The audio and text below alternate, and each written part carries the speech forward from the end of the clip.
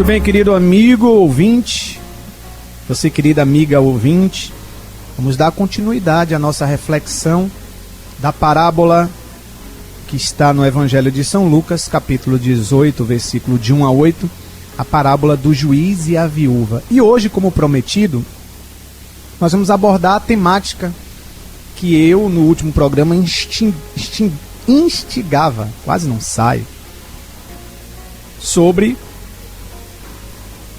o que pedir e como orar a Deus. O que convém pedir e como convém orar a Deus. Até mesmo porque a parábola vai nos contar que esta viúva, ela alcança aquilo que ela queria diante do juiz, porque ela insistentemente, ininterruptamente, dia após dia, fazia chegar lá o seu clamor, a sua súplica, aos ouvidos daquele juiz injusto, que não temia a Deus e nem respeitava ninguém. E ele resolve atender ao pedido, à súplica da viúva, para pelo menos ela deixar ele em paz. E o juiz resolve fazer a justiça tão requerida por ela.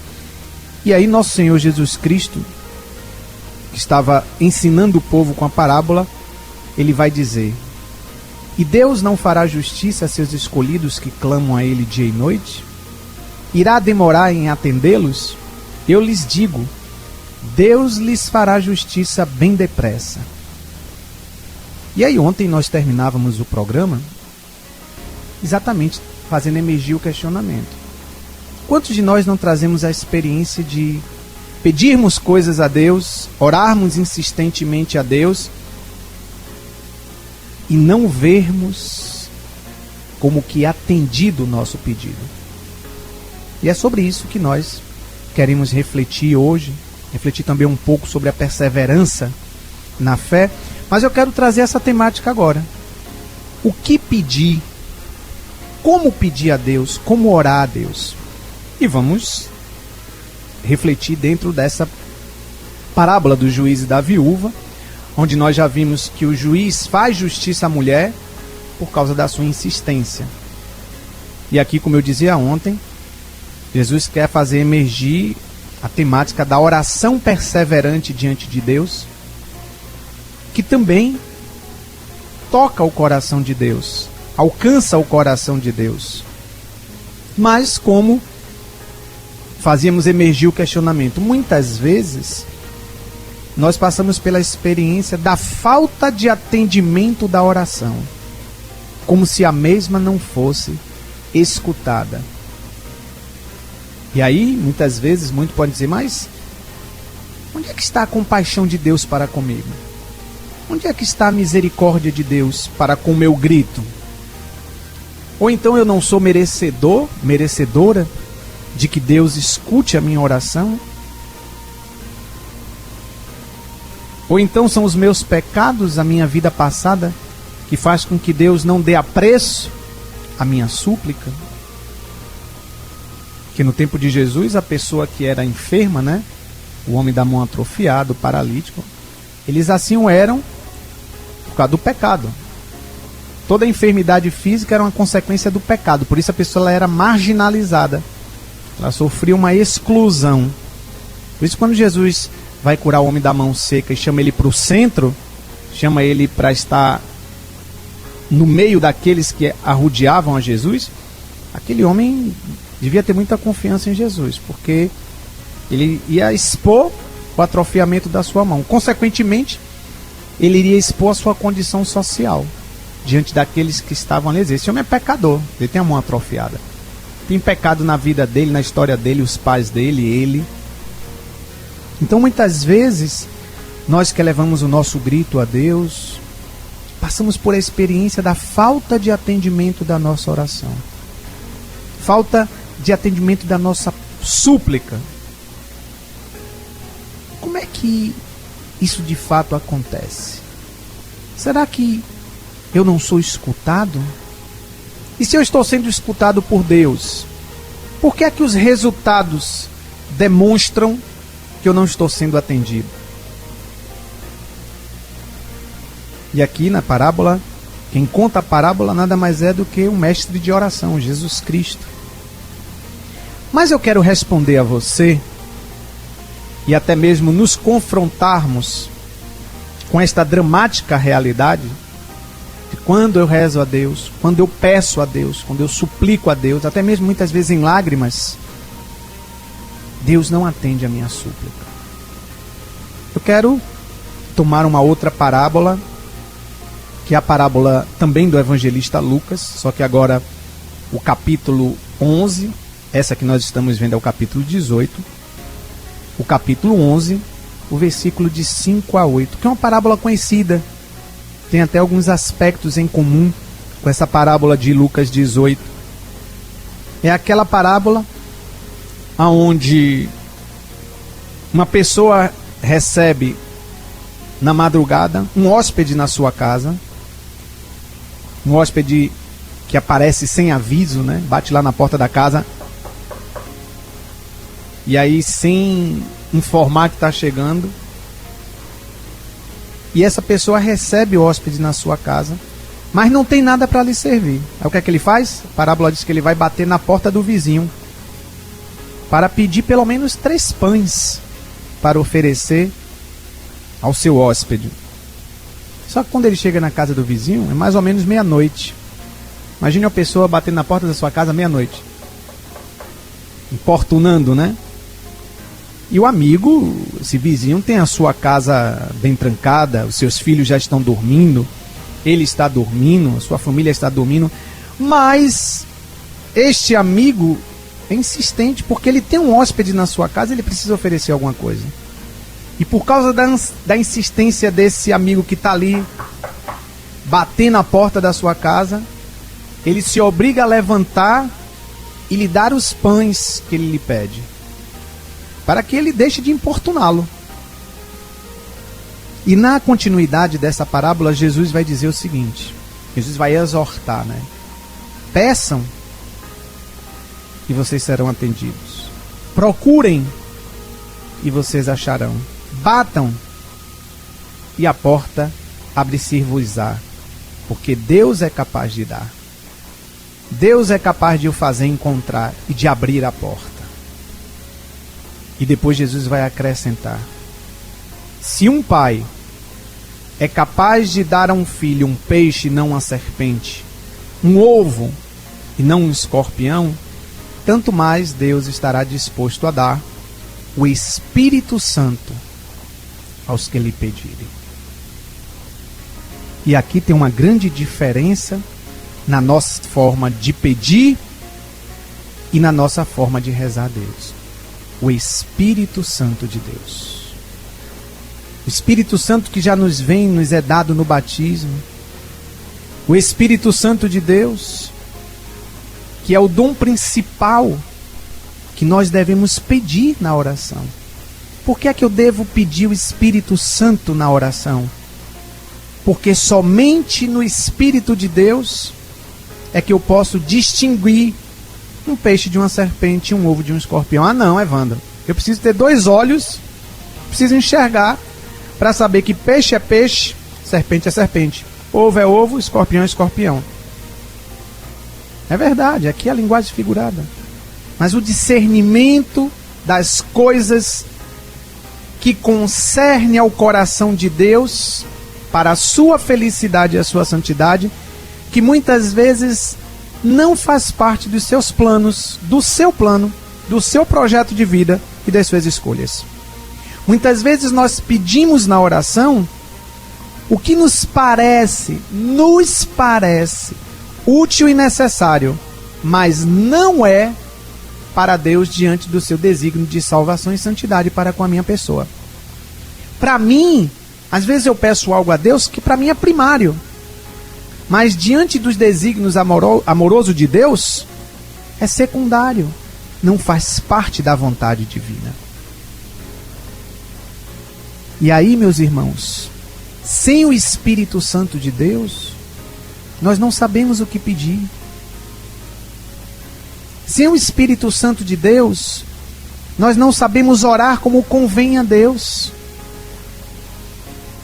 E aí, o nosso relacionamento com Deus, a nossa oração a Deus, a nossa súplica a Deus, pode ficar somente na esfera da minha fraqueza humana ou da minha necessidade humana. E é exatamente por causa desta situação de fraqueza humana, de muitas vezes não conseguir perceber o que de fato me convém e é melhor, é que eu preciso gritar o socorro do Espírito Santo. Vem, Espírito, vem socorro a minha fraqueza, porque eu não sei o que convém pedir a Deus. É isso que São Paulo vai nos falar na passagem de Romanos capítulo 8, versículos de 26 a 27. Aqui é a palavra de Deus.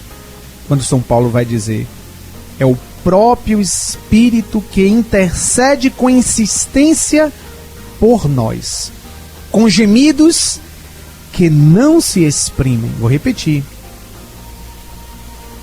É o Espírito que intercede com insistência em você, com gemidos que não se exprimem. E aquele que sonda os corações sabe qual é o desejo do Espírito, pois é de acordo com Deus que o Espírito intercede em favor dos santos. Aqui está uma grande diferença, até mesmo na nossa vida cristã. Aqui está uma grande diferença do nosso relacionamento com Deus, do nosso chamado à vida interior, a nossa vida de oração, e consequentemente a sabermos o que pedir a Deus e como orar a Deus. Muitas vezes, e aqui não acolha como crítica, mas até como uma exortação também para mim, muitas vezes a nossa oração é de barganha. A nossa oração muitas vezes é interesseira. Às vezes até fruto da nossa fé, entendeu? Ah, Deus é onipotente, eu tenho como pedir qualquer coisa a Deus. Porque Deus, Ele pode fazer, mas atenção, Deus Ele não vai fazer conforme o meu bel prazer, o que eu acho que é o melhor para mim. Deus Ele vai fazer dentro do seu desígnio de amor, de santidade para mim, que é um mistério. E que só vai ser desvelado a partir do crescimento da minha vida de intimidade com Deus.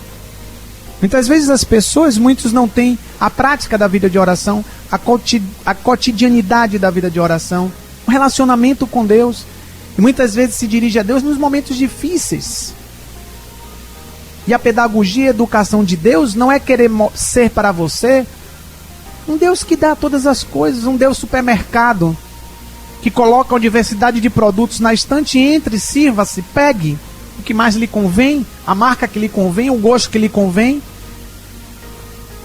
a carne que lhe convém, o doce que lhe convém, o suco que lhe convém. Não! E é por isso que nós precisamos do Espírito Santo de Deus, que vem em auxílio à nossa fraqueza e nos faz pedir de acordo com a vontade de Deus. E nós temos, meus irmãos, eu, você, todos nós, quando a nossa oração parece não ser atendida, nós fazemos como que uma libertação da oração. Ah, então a oração não tem utilidade, eu já não tenho o prazer, o gosto, a intenção de orar, de estar diante de Deus suplicando, porque afinal de contas eu peço tantas coisas, Deus responde quase nenhuma. Pois é, está querendo comercializar com Deus, barganhar com Deus? Quem é Deus na tua vida? É Ele ou é você? Difícil, santo, cristão, é persistir na oração como a viúva. O juiz parecia irredutível à sua necessidade. E ela, dia após dia, ia lá e importunava o juiz. Difícil é persistir na oração, na humildade, na súplica a Deus, quando a oração não é imediatamente atendida. Difícil é essa perseverança na oração, mesmo quando os êxitos são diferentes daquilo que você esperava. E aqui nós poderíamos dar tantos exemplos, até bobos, né? Vou agora ficar de joelhos aqui, vou pedir a Deus que me ajude a, ganhar na loteria. Vou pedir a Deus que, no máximo até dezembro, Ele me faça ter o carro do ano. Quando você está desempregado, quando a sua renda familiar, muitas vezes, é ali no limite de pagar o aluguel, a luz, a água. Então você está querendo um Deus, está querendo um mágico. Está dando para entender? Você está querendo alguém que faça uma ilusão na sua vida. Deus não faz ilusão. Deus trabalha na realidade. E a realidade de Deus, o compromisso de Deus com você, é pela causa da sua felicidade e da sua santidade. E esse projeto de Deus não é sob condição de ilusão, porque o mundo faz assim. As propostas do mundo são todas ilusórias. São todas passageiras. Projeto de Deus não. Projeto de Deus é de eternidade. Por isso precisamos do Espírito Santo, para pedir a Deus o que convém, a minha santidade, a minha felicidade, ao meu céu. E só Ele sabe o que é melhor para mim. Mas é por isso que eu também preciso pedir o Espírito Santo, para me ajudar a perseverar na fé, na oração, mesmo quando os êxitos são diferentes daquilo que eu esperava. Essa temática da perseverança na fé, nós também encontramos nessa parábola. Se você for pegar aí a parábola, você vai ver que no final dela, Jesus, ele depois que afirmar que Deus fará justiça aos seus escolhidos que clamam a Ele dia e noite, Jesus vai fazer uma pergunta. Mas quando o Filho do Homem vier, encontrará a fé sobre a terra? E aqui, a relação entre oração e fé. Mas aqui eu quero só levantar, muitas vezes, uma realidade de fé que, por falta de uma correta compreensão, até mesmo nós utilizamos esta virtude teologal, que como a esperança e a caridade são virtudes que nos são dadas pelo Espírito Santo no batismo, para o nosso relacionamento com Deus. Existe a fé humana, onde eu acredito no outro. Mas esta fé aqui é a fé enquanto virtude teologal, que eu me relaciono diretamente com Deus, a minha confiança, meu abandono, a minha obediência de fé a Deus. E aqui Jesus está perguntando, né? Quando o Filho do Homem vier na segunda vinda, né? Ele vai encontrar fé sobre a terra? E muitas vezes, meus amigos, nós podemos ter um conhecimento desvalorizado, ou então um conhecimento restrito da fé. Às vezes nós não sabemos bem o que é esta virtude teologal. Se ela é um conjunto de noções, que, por exemplo, o símbolo da fé, creio em Deus Pai Todo-Poderoso, e é isso que o catecismo ensina quando fala de fé, os artigos da fé. Mas a fé, enquanto símbolo de fé que nós professamos, que é o creio, o credo, não é simplesmente um conjunto de noções, artigos. E nem mesmo a fé, quem vive de fé, vive de mistério, né? Chamado a viver de fé. Então, é chamado a viver a tudo aquilo que compreende o que é incompreensível. Também não é assim. E aí muitos dizem, a fé é uma coisa hoje difícil de se conservar. Principalmente quando, através da oração, eu suplico e peço uma coisa a Deus, e quando vem aquilo que não corresponde ao meu pedido. Então, consequentemente, muitos desistem da vida de oração, da vida em Deus, e começam a perder a fé. E a culpa não é de Deus. Às vezes uma má compreensão e a ausência da verdadeira dinâmica que o Espírito de Deus quer realizar em nós através da relação entre oração e fé. Eu preciso perseverar na fé. Eu não posso simplesmente ter uma súplica insistente diante de Deus, uma vida de oração, se ela não estiver regada, sustentada, alicerçada numa perseverança na fé. E aqui eu quero usar uma passagem, Palavra de Deus novamente, que vai estar na carta aos Hebreus, capítulo 5, versículo de 7 a 9, onde aqui a palavra vai estar falando sobre Jesus Cristo. Preste atenção nesta palavra, para nós entendermos a relação entre a perseverança na fé e a oração, a súplica a Deus. Olha o que diz aqui. Aqui essa passagem da carta aos Hebreus está falando de Jesus. E diz assim: foi ele quem, durante sua vida mortal, apresentou pedidos e súplicas com clamores e lágrimas. Quem é que se apresentou durante sua vida mortal?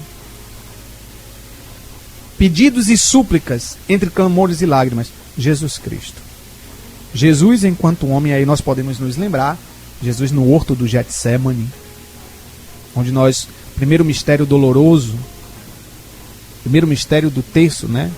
Os mistérios dolorosos, a agonia de Jesus no horto do Getsemane.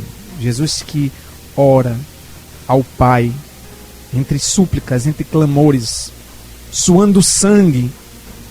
Então diz a carta aos Hebreus: foi ele quem durante sua vida mortal apresentou pedidos e súplicas com clamores e lágrimas àquele que podia livrá-lo da morte. Jesus, homem, durante sua vida mortal, apresenta pedidos e súplicas entre clamores e lágrimas. A quem? Àquele que podia livrá-lo da morte. Quem é este? Deus, o Pai. E aí continua a palavra dizendo: e foi atendido, porque ele era submisso ao Pai. Embora sendo filho, sofrendo, aprendeu o que é obedecer. Levado à perfeição, tornou-se a fonte da salvação eterna para todos os que lhe obedecem. Na sua humanidade, Jesus atravessou a dificuldade da provação. Jesus, enquanto homem, procurou permanecer fiel a Deus, cheio de fé, capaz de abandonar-se sem reservas nos braços do Pai. Nada do que Jesus sofreu e viveu o afastou de Deus. Mas em tudo lhe foi permitido, aprendeu a fé, obedecendo à vontade do Pai. Ah, Evandro, mas Jesus era Deus. Eu já disse a você que tome cuidado com esses raciocínios. Já falei isso para você. Não é nem a primeira, nem a segunda, nem a terceira. Não é verdade? Não, é um pensamento herético. Cuidado. Ah, para Jesus foi fácil ter fé no Pai, porque ele era Deus como Pai. Mas ele quis e foi ser verdadeiro homem. Mas aí se você prestou atenção na palavra que eu acabei de ler, diz assim: durante sua vida mortal, ele, Jesus, apresentou pedidos e súplicas, com clamores e lágrimas, àquele que podia livrá-lo da morte, e foi atendido. Aí você diz: não, pera lá, Evandro. Evandro, tu pisou na casca da banana, tu escolheu uma palavra e se enrolou todinho agora. Porque você diz aqui, na verdade não é você que diz, Evandro, é a palavra de Deus, saia dessa agora, né? Porque você diz aqui, a palavra diz que Jesus pediu, apresentou pedidos e súplicas com clamores e lágrimas a Deus que podia livrá-lo da morte. E a própria palavra diz: e foi atendido como Jesus. Como Evandro, perdão. Jesus foi atendido no que ele pede ao Pai. Como é possível afirmar que Jesus foi atendido se ele sorveu a última gota do cálice que teve de beber? Ou seja, Jesus, Evandro, morreu na cruz Jesus enfrentou a pior vergonha da sua época, a maior das humilhações, a vergonha ignóbil da cruz. Como é que a palavra de Deus diz que Jesus, durante sua vida mortal, tendo apresentado pedidos e súplicas com clamores ao Pai, ele foi atendido? Se Jesus morreu na cruz. Pois é, meu irmão. Pois o Pai atendeu o seu pedido, sim, com a ressurreição. O Pai o livrou da morte, diz a palavra. Aquele que podia livrá-lo da morte. E o Pai atende, sim. Atende o pedido de Cristo porque ele lhe era submisso. Porque ele tinha uma obediência de fé, sem reservas, no braço do Pai. Porque ele sabia a quem ele se confiava. Na realidade, o Pai atende o pedido de Jesus com a ressurreição. E a ressurreição é esse trânsito sempre pela morte da cruz. A vida do cristão é uma vida de morte, de cruz e ressurreição. Muitas vezes, o seu pedido, a sua súplica a Deus, aquilo que você vai gritar a Deus, que você vai gritar como um socorro a Deus, muitas vezes não vai lhe ser atendido, às vezes não vai ser atendido de imediato, e muitas vezes não vai ser atendido mesmo. Porque se Deus vê que não vai lhe fazer bem, não adianta, não vai lhe ser atendido. Se o que você está pedindo vai ser uma causa de perdição, de desgraça lá na frente, é melhor assumir a posição filial, a submissão pela fé obediente a Deus. Porque com toda a sua humanidade, na sua humanidade, Jesus passou pela provação. Jesus sofreu a humilhação da cruz. Mas ele não viveu isso de forma nua e crua na sua humanidade. Ele viveu isso abandonado pela fé, sem reservas, no braço do Pai. Essa é a diferença do cristão para o cristão de meia tigela. Tem esse ditado? Cristão de meia tigela, né? Eu nem sei por que o ditado. A cristão de meia tigela, acho que é porque não é tigela completa, né? Só meia boca, aquela coisa que não é inteira. Pois é. Essa experiência que Jesus como homem passou para nos ensinar.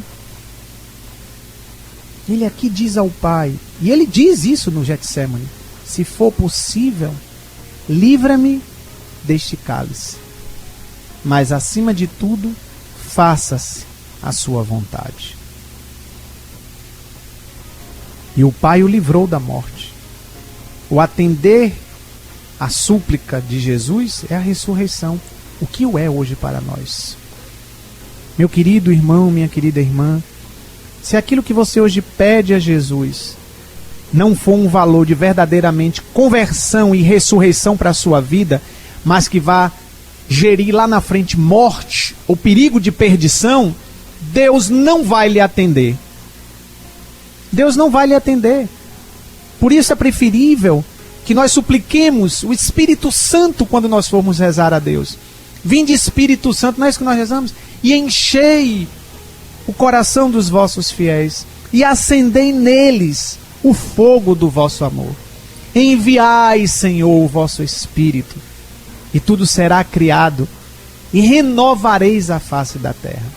Ó Deus, que instruíste os corações dos vossos fiéis com o Espírito Santo, fazei com que apreciemos retamente.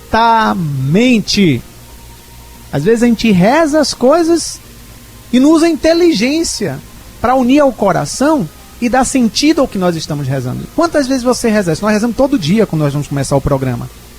Ó Deus, quem instruíste? Quem é que instrui o coração? É Deus. Através de quem? Do seu Espírito. Para quê? Para que possamos pedir e viver retamente todas as coisas, segundo o mesmo Espírito. Não segundo o meu Espírito. Não segundo a minha carne. Não segundo a minha vontade. Ah, Evandro, então quer dizer que eu não devo me expressar diante de Deus? Deve. Deve. Você deve, Senhor, muda essa situação aqui na minha vida. Senhor, cura essa realidade aqui. Senhor, cura o meu esposo do alcoolismo, meu filho da droga, a minha vida da inveja, da mentira. Me livra desse pecado. Cura a minha perna que é torta, o meu olho que é vesgo. Mas é preciso ser um pedido em submissão, em filiação, abandonado sem reservas nos braços de Deus. Como diz o Eclesiastes, se não estou enganado, Eclesiastes 3 ou 6, existe um tempo para cada coisa debaixo do céu. Tempo para chorar, tempo para rir, tempo para estar enfermo, para estar são, tempo para dormir, tempo para acordar, tempo para plantar, tempo para colher, tempo para viver, tempo para morrer. Existe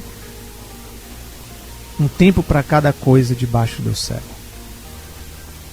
E é Deus quem governa com sabedoria divina a sabedoria do tempo em nossas vidas.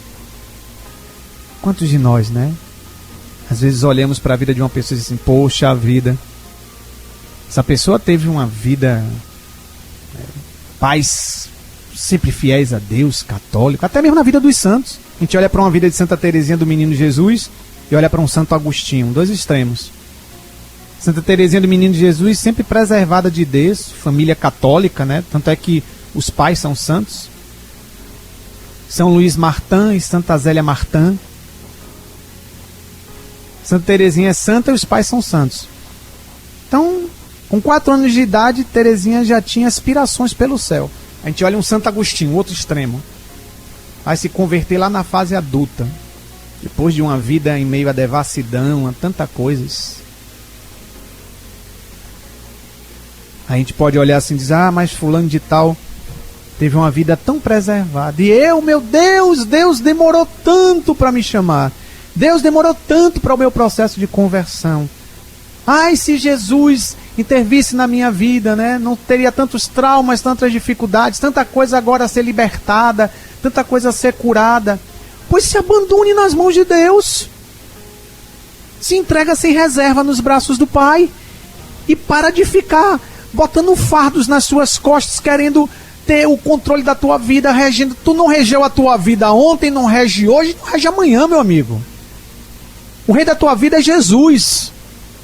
O dono da tua vida, o Senhor da tua vida é Deus. E se assim ele o quis, assim ele o quis. E assim ele será. Ou ele é Deus na tua vida, ou você aprende a fazer dele Deus na sua vida, ou você fica brincando de Deus. Você fica brincando de ser Deus na tua vida. Tem um momento que tem que tomar uma decisão na nossa vida. Está dando para entender? Então aqui, a esse Jesus, como diz a carta aos Hebreus, que durante sua vida mortal apresentou pedidos e súplicas, com clamores e lágrimas, a Deus, o único que podia livrá-lo da morte, foi atendido. Mas ele padeceu, foi flagelado em casa de Pilatos, foi coroado de espinhos, atravessou a sua via crucis, no tormento do flagelo no seu corpo, passou 3 horas crucificado, teve os braços e os pés dilacerados, o seu corpo dilacerado, com dores atrozes.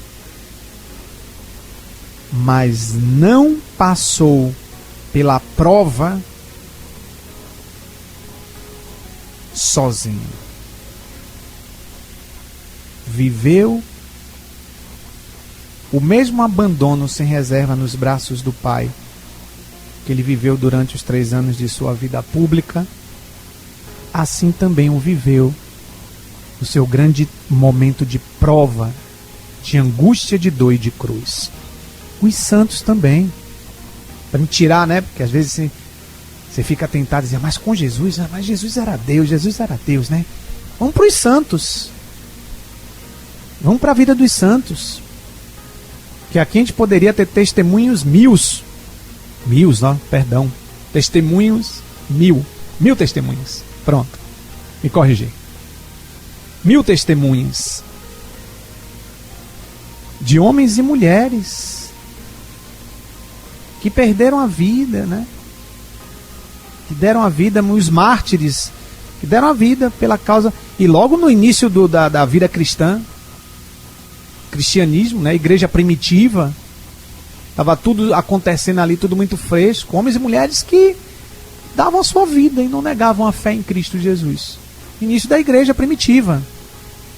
Não é agora, né? Nós temos a teologia, nós temos tudo muito fundamentado, o magistério da igreja, o catecismo da igreja católica, a Sagrada Escritura, o cânon da Sagrada Escritura, os livros inspirados, o reconhecimento das coisas verdadeiras, a revelação de Deus cumprida em Jesus e depois da morte do último apóstolo. Mas naquele tempo, a igreja primitiva, Nosso Senhor tinha subido aos céus, os apóstolos pregando de um canto a outro, batizando em nome de Jesus e pregando a boa nova anunciada por Cristo. As pessoas acolhiam isso com fé, e quando se viam diante da ponta da espada, com o risco de ir para os dentes dos leões, não negavam a fé em Cristo. A vida dos primeiros mártires, a própria Virgem Maria, no mistério da sua missão e da sua maternidade divina, e tantos santos, meu Deus, tantos santos. Me vem agora aqui a lembrança de São Francisco de Assis, que mesmo depois de estigmatizado, já uma longa caminhada de experiência com Deus, chega um tempo que Francisco entra numa crise de fé e de existência. É no momento onde Santa Clara vai dizer: pula, Francisco, pula. Você não tem muito o que escolher, você está no beco sem saída. Ou você acredita ou não acredita em Deus. Pula, pula no abismo. Meu Deus, quantos santos e santas que no itinerário da sua vida também elevaram a Deus pedidos e súplicas com clamores e lágrimas e foram atendidos. Vem a lembrança agora também Santa Teresa d'Ávila, grande doutora e mística da igreja, que uma vez dizendo ao próprio Jesus, disse: olha, Senhor, é por isso que você tem muito poucos amigos, porque tu trata teus amigos dessa forma. Você tem poucos amigos, Jesus, está vendo? Mas somente Deus sabe forjar as verdadeiras almas esposas. Somente Deus sabe forjar no fogo do teu coração misericordioso os corações apaixonados por Ele. Somente Deus sabe forjar, purificar como ouro a fé de cada um de nós. Sim, é nos padecimentos desta vida, é nas dores desta vida, é nos sofrimentos, nas tribulações, que Deus está ali de pé para atender e socorrer as nossas súplicas. Mas nós não podemos simplesmente ter o uso da inteligência e da razão. Precisamos da fé, precisamos do Espírito Santo de Deus, que nos ensina a rezar a Deus, a suplicar a Deus como convém. É Ele que vem interceder com insistência por nós. Diz Romanos, com gemidos que não se exprimem, ou então com gemidos inefáveis. Então precisamos pedir ao Espírito que venha, que o Senhor nos envie o seu Espírito, para que nós possamos pedir como convém e apreciarmos retamente todas as coisas segundo a vontade de Deus. Meus queridos amigos, do contrário, eu e você, nós estaremos fadados a dois grandes desfrutes, né? Ou então a colher dois frutos podres, e que Deus nos permita que não aconteça, que é o abandono da oração, a desistência da oração, que nos levará cada vez mais a uma falta de fé. Ou então, o abandono da fé, que levará cada vez mais a desistirmos da oração e de viver uma vida em Deus e segundo a vontade de Deus. Que a intercessão da Virgem Maria, que a intercessão do glorioso São José, dos nossos bons anjos da guarda, nos ajudem cada vez mais a crescermos na súplica, na oração e na perseverança da fé, com amor filial, nos braços do Pai, que é um braço largo e sem reserva. Deus nos abençoe.